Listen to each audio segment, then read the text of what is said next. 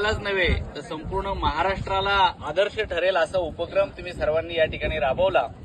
आणि ज्या विद्यार्थ्यांनी वर्षभर मेहनत घेतली आणि त्यांना मार्गदर्शन करणाऱ्या शिक्षकांनी मेहनत घेतली, त्यांच्या पालकांनी मेहनत घेतली आणि म्हणून या सर्व विद्यार्थ्यांनी जे कष्ट घेतले आणि त्यामुळं राज्य गुणवत्ता यादीमध्ये आपला पुणे जिल्हा हा महाराष्ट्रात पहिला आला।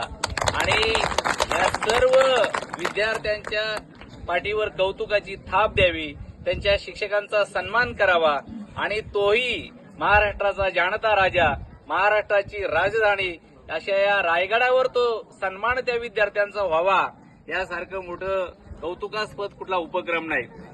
आणि विशेष म्हणजे या शिवदुर्ग प्रेमी तुम्ही तर हे विद्यार्थ्यांसाठी करताच, परंतु जसं तुम्ही सांगितलं हा तुमचा 89वा गड सर करण्याचा हा उपक्रम आहे। खरं तर दैनंदिन जीवन जगत असताना आपण अनेक काम करत असतो आणि या कामामध्ये आपल्याला ताण तणाव असतो, या सगळ्यामधून विरंगुळा निर्माण व्हावा, आनंद मिळावा आणि आपलं शारीरिक मानसिक क्षमता चांगली राहावी, त्याच्यामुळं आरोग्याला हितकारक असा उपक्रम तुम्ही राबवलाय। सामाजिक कार्यातही तुमचं योगदान हे उल्लेखनीय योगदान आहे। असो, सर्व विद्यार्थ्यांना आज तुम्ही या ठिकाणी आणलात, तुम्हाला इथं आणलं गेलं, तुमच्या गुरुजनांचं आणि तुमच्या शिवदुर्गी प्रेमी शिक्षकांचं त्याच्यासाठी योगदान आहे।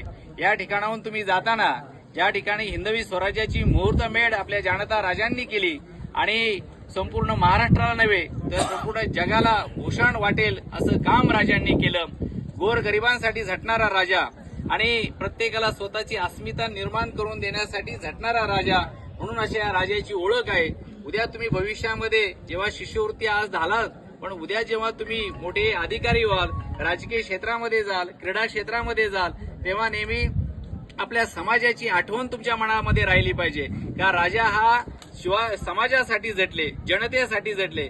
तुमच्या विद्यार्थ्यांच्या हातून सुद्धा अशीच जनतेची सेवा करण्यासाठी तुमच्यामध्ये ताकद येवो, ईर्ष्या निर्माण होवो, प्रेरणा मिळो अशा सदिच्छा तुम्हाला देतो। सर्व शिक्षकांचं आणि विद्यार्थ्यांचं मनापासून कौतुक करतो आणि पुन्हा एकदा तुम्हाला धन्यवाद देतो। थँक्यू।